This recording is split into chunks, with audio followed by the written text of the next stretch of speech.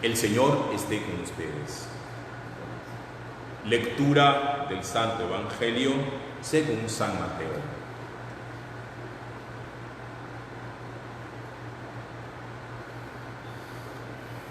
En aquel tiempo, al entrar Jesús en Cafarnaúm, un centurión se le acercó rogándole: Señor, tengo en casa un criado que está en cama, paralítico y sufre mucho. Le contestó: voy yo a curarlo. Pero el centurión le dijo: Señor, no soy digno de que entres bajo mi techo. Basta que lo digas de palabra y mi criado quedará sano. Porque yo también vivo bajo disciplina y tengo soldados a mis órdenes. Y le digo a uno: ve y va, al otro: ven y viene. A mi criado: haz esto y lo hace. Al oírlo, Jesús quedó admirado y dijo a los que lo seguían: en verdad les digo que en Israel no he encontrado en nadie tanta fe. Les digo que vendrán muchos de oriente y occidente y se sentarán con Abraham, Isaac y Jacob en el reino de los cielos. En cambio, a los hijos del reino los echarán fuera a las tinieblas. Allí será el llanto y el rechinar de dientes. Y dijo Jesús al centurión: vete, que te suceda como has creído. Y al momento se sanó el criado. Palabra del Señor. Gloria a ti, Señor Jesús.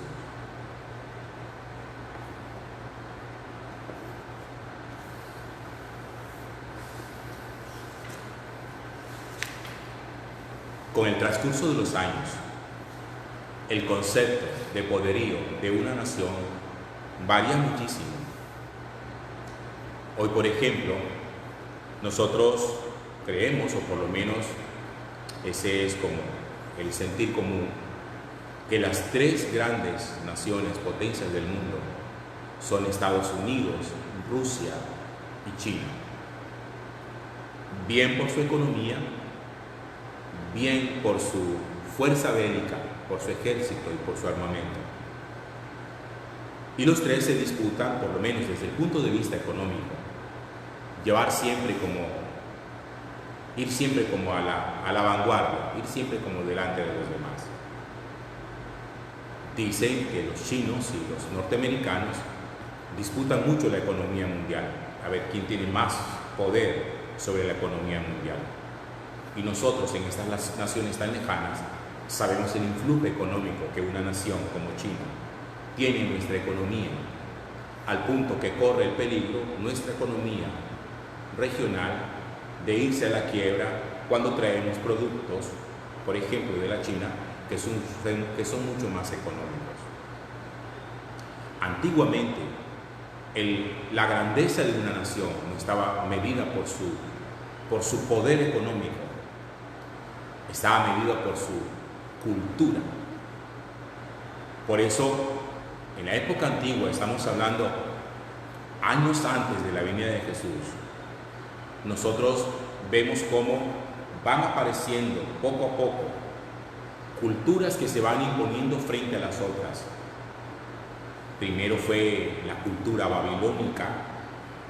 A la cultura babilónica le siguió la cultura persa. A la cultura persa le siguió la cultura griega. A la cultura griega le siguió la cultura romana. Y si ustedes miran un poco, por lo menos a los que les gusta historia, se van a dar cuenta que cada uno de estos imperios poco a poco se fue derrumbando. Miren, cuando la economía es lo que sostiene una nación, si eso hace grande una nación, su grandeza es endeble, porque cuando la economía es puesta a prueba y entra en crisis, como ahora, la nación se derrumba. Cuando una nación se sustenta sobre su cultura, cuando la cultura es puesta a prueba, cuando se violentan ciertos principios que no deberían nunca violentarse, la nación también se viene a la ruina. Fíjense ustedes, nosotros hablamos de la cultura griega y de la cultura romana. Hoy en Europa hay vestigios de toda esa cultura.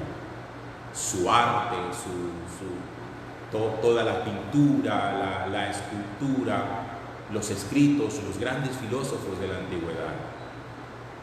Tan así que fíjense, por ejemplo, que el derecho que nosotros nos rige hoy tiene principios en el derecho romano.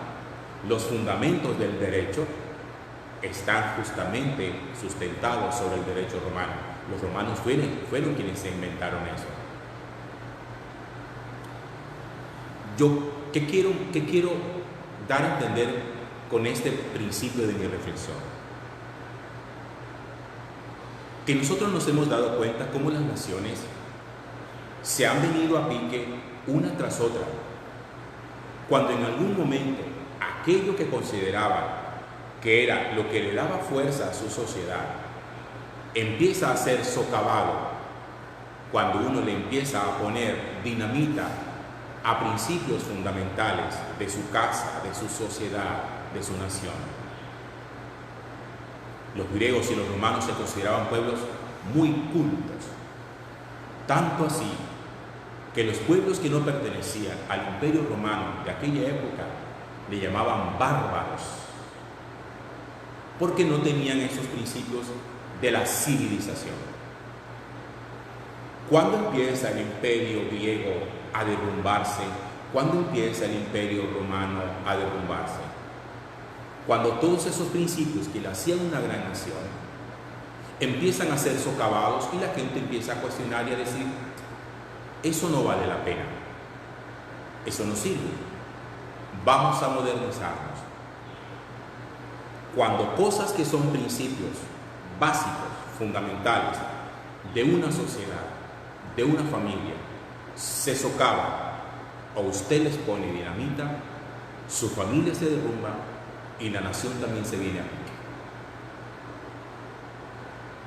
Si usted mira el pueblo de Israel no era poderoso económicamente, no era poderoso militarmente,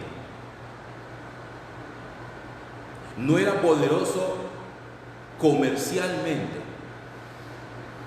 El pueblo de Israel, permítame, voy a decirlo así, en esa época era un pueblo insignificante. Pero ¿dónde estaba la grandeza del pueblo de Israel? Que era la única nación, escúcheme bien, la única nación que rendía culto al Dios verdadero. A su alrededor había otras naciones muy poderosas, militar y económicamente, que rendían culto a dioses falsos. Israel era un pueblo muy pequeño, pequeñísimo, pero su gente le rendía culto al único Dios vivo y verdadero. El día que Israel olvidó su culto al único Dios vivo y verdadero, ese día la nación se derrumbó, se vino a pique. Cuando ellos estaban todos arraigados en su fe al Señor, amando la ley de Moisés, teniendo claro que no había ningún otro Dios fuera del Dios de Israel, fueron una nación capaces de resistir las fuerzas enemigas y los ejércitos poderosísimos que los asediaban con frecuencia. Cuando Israel, en medio de la comodidad, cuando en medio del relajamiento moral olvidan los principios básicos de su relación con Dios, se viene a piso, se viene al suelo. Por eso les decía ayer, el momento de crisis más fuerte que vivió el pueblo de Israel es cuando fueron desterrados. Y al ser desterrados, fíjense que empiezan a perder identidad como nación. Si hay algo que a uno le dé identidad como nación, es su tierra. Por eso cuando alguien vive fuera de su país, por allá afuera, siempre dice: yo soy colombiano, yo soy de tal país, y esa es la tierra que me vio nacer. Porque la tierra le da una identidad. Pues Israel es desterrado de su tierra, es decir, empieza como a perder su identidad como nación, ya empiezan a ser un pueblo disperso, pierden la ley de Moisés, pierden el arca de la alianza, es destruido su templo, es decir, también su relación con Dios se desdibuja. Yo quiero que esto nosotros lo entendamos porque pienso que ahí está cimentada la crisis actual. Nuestra crisis del día de hoy es una crisis de identidad, es una crisis relacional, es una crisis de relación con Dios, es una crisis donde nosotros hemos socavado los principios fundamentales de la constitución de una familia y de una sociedad. Le hemos quitado peso a todo. Y al quitarle peso a todo, nuestra sociedad se ha disuelto, se ha fraccionado y la familia ha perdido identidad. A muchas personas no les gusta hoy los principios fundamentales. No les gustan los valores básicos que deberían regir siempre una casa. Hay gente que vive en su casa de una manera anárquica, donde no hay cabeza, no hay autoridad, no hay principios que rijan la vida, no hay reglas, no hay norma de nada, donde sencillamente cada uno vive como le da la gana. Por eso nosotros vivimos, por lo menos en nuestro país, en una sociedad donde nadie respeta nada. Las familias de los pacientes no respetan a los médicos y los amenazan cuando alguien se muere. La gente no respeta la autoridad, se dan trompadas, puños con la policía.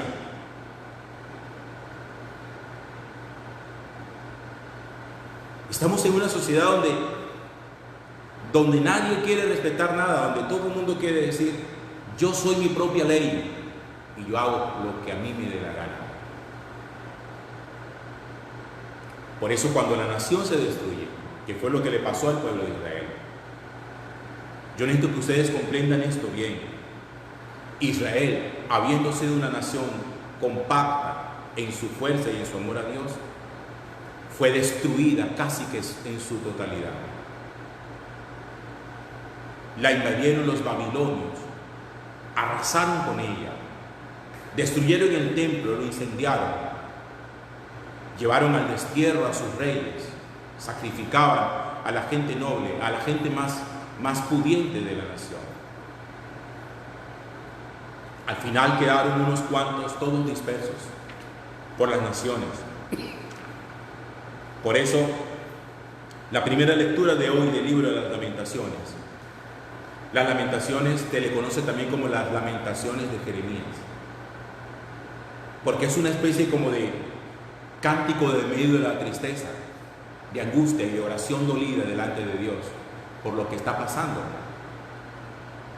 Este libro es escrito justo en la época en que el pueblo de Israel ya había sido desterrado. Ya no tenían ni príncipes, ni profetas, ni reyes, ni holocausto, ni sacrificio, ni ofrenda, ni incienso, ni nada para ofrecer a Dios. Y por eso fíjense que el libro de las Lamentaciones, en este capítulo 2, dice: ha destruido el Señor todas las moradas de Jacob, ha destrozado las fortalezas de la hija de Judá, echó por tierra y profanó el reino y a sus príncipes. Se consumen en lágrimas mis ojos, se conmueven mis entrañas, muy profundo es mi dolor, por la ruina de la hija de mi pueblo. Los niños y lactantes desfallecen por las plazas de la ciudad.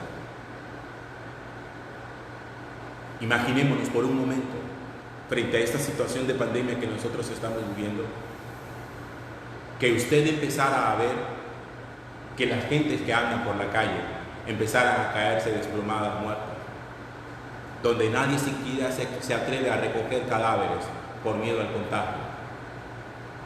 Pues una situación como esa, en expresión máxima, era lo que vivía el pueblo de Israel. El profeta está dolido, el profeta llora, dice: se conmueven mis entrañas, muy profundo es mi dolor. Los niños y lactantes desfallecen por las plazas de la ciudad. Y sigue el autor del libro de Lamentaciones diciendo: ¿dónde hay pan y vino? Mientras agonizan los heridos por las plazas de la ciudad, exhalando su aliento en el regazo de sus madres. Esto tiene que ser necesariamente un llamado de atención y una invitación para volver a Dios.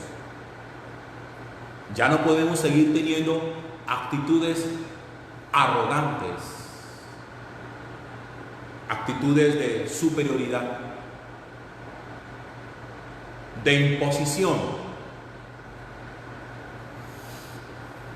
porque esta pandemia ha mostrado la fragilidad de la vida, que por mucho que nos cuidemos siempre estamos expuestos, porque alguien tiene que acercarse a nosotros aunque no salgamos nunca de casa, así sea el que llega como mensajero a llevar la compra del mercado, lo que usted pidió en el restaurante, lo que usted pidió para su casa, así le lleven todo domicilio. Esto ha mostrado que no hay tanto señorío ni superioridad, que no hay nación, por poderosa que sea, que no sucumba frente a una calamidad como esta. Que si el país está sustentado sobre la economía, la pandemia rompe la economía. Que si una nación tiene todo su poderío en las armas, la pandemia deja armas y no deja nación.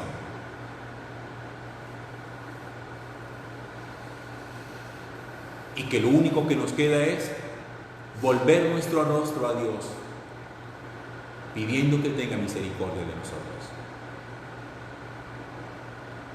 Porque ¿cuántos de ustedes, como lo hice yo hace unos días atrás, 2 días atrás, no hemos tenido que hacernos el examen por prevención, por autocuidado, por cuidar también a los demás, los que se acercan a nosotros, para que nos dictaminen si hay contagio o no? Y se espera con angustia el resultado, y esperando de que diga el papel negativo.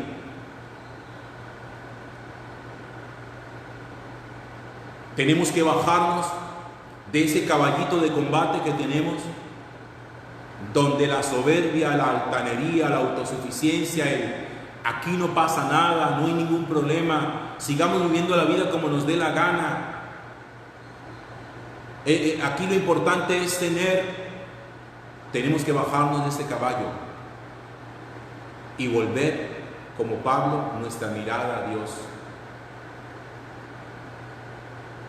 y decirle: ten piedad de nosotros. Aquí no tenemos más nada. Volver nuestra mirada a Dios. Ten piedad de nosotros.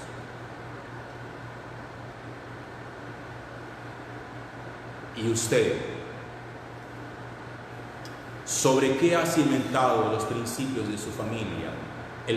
¿Sobre qué ha fundamentado la solidez de su familia?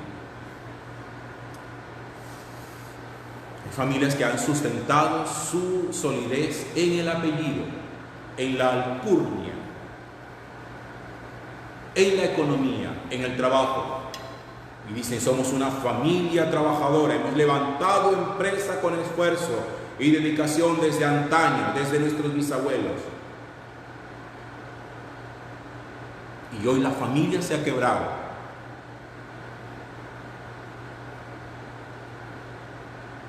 lo que significa que no sirve sustentar y fundamentar nuestra familia, ni sobre el apellido, ni sobre la economía, ni sobre nuestros títulos, ni sobre nada, porque todo eso la pandemia lo derrumba, lo destruye. Pero el único que puede destruir la pandemia es el Señor.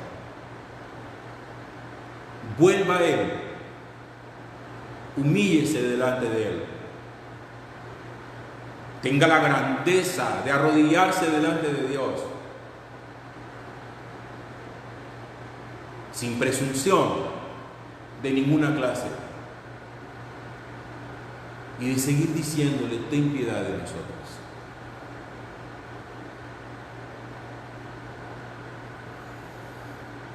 Gloria al Padre, y al Hijo, y al Espíritu Santo, como era en el principio, ahora y siempre, por los siglos de los siglos.